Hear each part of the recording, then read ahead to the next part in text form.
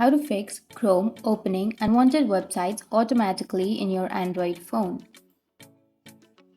So if you want to fix that problem, then you need to simply open up your Chrome, and now you have to tap on the upper right, which has that three dots icon, and then you need to go for settings. Under your settings, you will have this kind of interface where you need to simply scroll down, go for privacy and security, and under privacy and security, go for the first option, which is clear browsing data.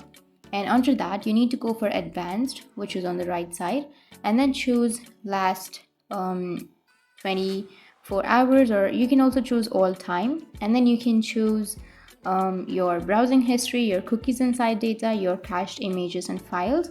So you can choose saved passwords, or you can just skip that, because if you tap on saved passwords, then all of the passwords that you have saved will be removed. So just simply leave that and tap on clear data. Tap on clear, and once you've done, your problem will be fixed. But if that still doesn't fix your problem, the next thing you need to do is you need to open up your settings.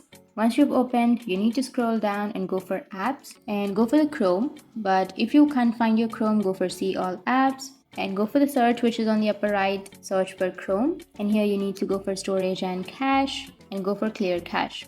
And once you've cleared your cache, now your problem will be fixed.